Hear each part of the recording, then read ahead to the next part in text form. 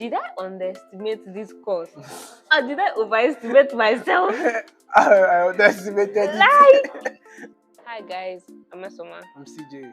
And we are architecture students of the University of Nigeria Enugu campus. So we are going to be having an interactive session, more of a question and answer session, right? Yeah. So let's dive into it.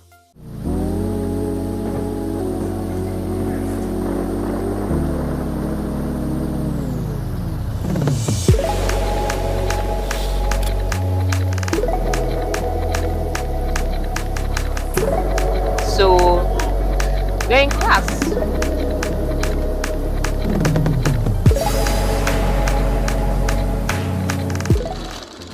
Why did you choose architecture?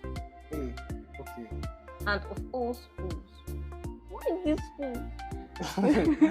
Okay, that's actually a very funny question. But first of all, why this school?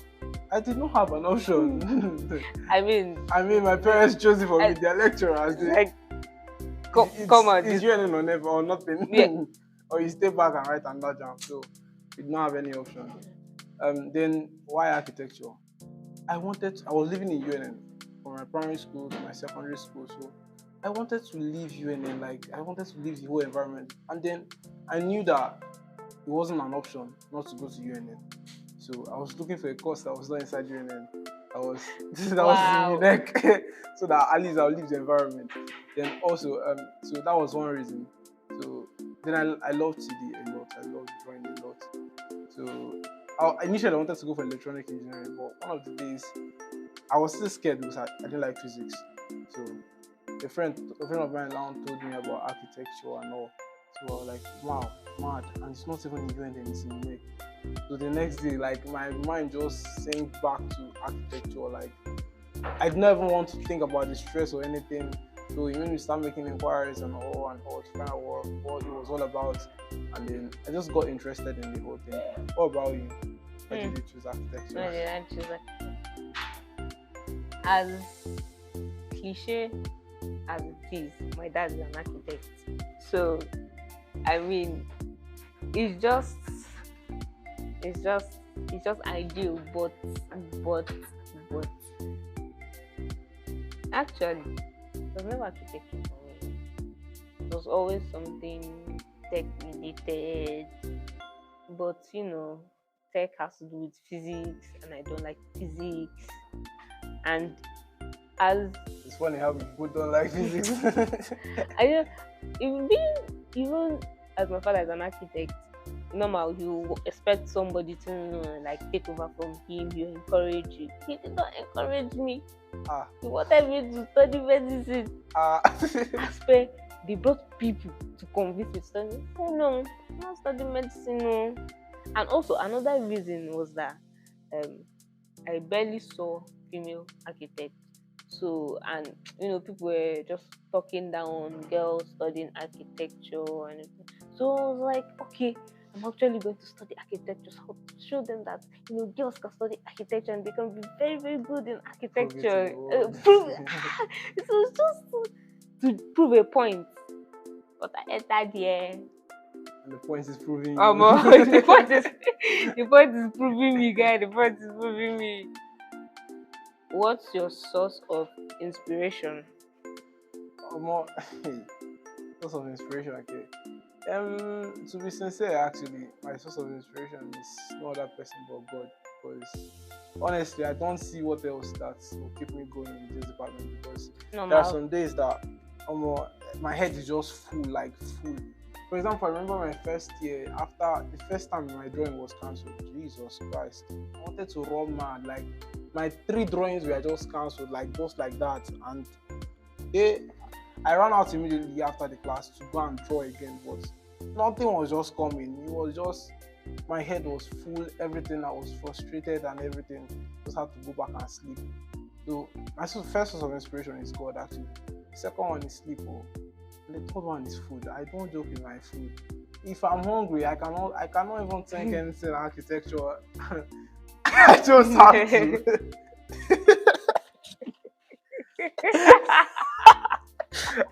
have to. I just have to eat. It's very funny, but I just have to eat and sleep. But the irony of it is that an architecture student, an ideal architecture student, or an average architecture student doesn't even sleep very well. But I just find time to do my thing and actually work and sleep and balance the whole thing. And what about you? What's your own source of inspiration? Well, like you said, my source of inspiration, first of all, is God. But another source of inspiration is seeing, other people's works, social media, all these great architects, and also the drive to prove them wrong. You get to prove that point. That's also part of my source of inspiration, like what keeps me going. You know, yeah. Actually, I forgot one more thing. One more thing is music. Actually, I also fall back to music a lot. Yeah, like on my phone, I have this playlist of basically everything about my life. Like a song that talks about any point of my life. Like at different point of my life, I have different songs for it. So music actually helps me a lot to actually get my senses back together. So what? Let me ask you. You've been asking me questions, so let me ask you. How do I even put the question now? When the going gets tough, why do you continue? How do you continue? What do you do when the going gets tough? It's related to what is source of your strength, or like what do you actually do? What are the practical things that you actually do when the going gets tough? When it gets tough, I cry. Oh, Jesus, I will cry after crying first. I cannot cry, you. I will call my mommy. I will call my daddy and tell them that this thing is hard. Always charge. And then this thing is hard. After calling them, I will now go back to my house. And eat food. I will go and eat food, go and relax. Shit. Come back to school again, cry, and keep going. Because there's nothing I can do about it. Actually, for and me, also praying too. Praying is number one thing. Talking to God. Yeah, talking to God and Holy Spirit really actually helps me a lot. And also talking to, having fun, trying to just get out of this environment, try something different, try to relax my mind too. That's what helps me. Yeah. For me, actually, when the going gets tough, sometimes I think about quitting, but I just can't quit because the responsibilities that lie on my shoulders. I'm the first child. I have siblings to take care of. So I just can't quit. I can't stop. I can't. So I just have to keep going forward for the sake of those that rely on me and all that and all that. So I just have to keep going. And even you if chose it's it not. yourself, so And you then can't I just chose it myself, and I was you can't just leave. The funny thing is that I was warned about this course that it's difficult and everything. But Jagaban levels, I can't do it. It's not just drawing. It's all about. At the point, I was telling one of my senior colleagues that my hands were getting rusty, that she should give me drawings to do and everything. And she was laughing. You don't clear you. My eye don't clear. Like, I don't clear. There was a veil covering my eyes then. But I chose this life, so I just have to keep putting on with it and everything, put the efforts. And even if your efforts go to the mud, you just get up and keep going and keep going. The secret to going forward, to being successful, is to just keep going. No matter what, just keep going. Keep pressing harder and harder and harder. And no matter what, just find out what this course actually did, what it requires from you, and give it what it requires from you. And don't compare yourself with others. Just be you and do your thing. That's what I actually have to say. Yeah. And sometimes I actually ask myself, did I underestimate this course? Or did I overestimate myself?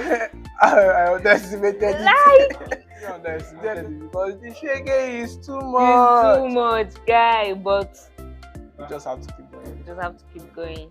So that's it for today. This is the life of an architecture student. Watch out for the next episode. I know you loved it. We'll be having a question and answer.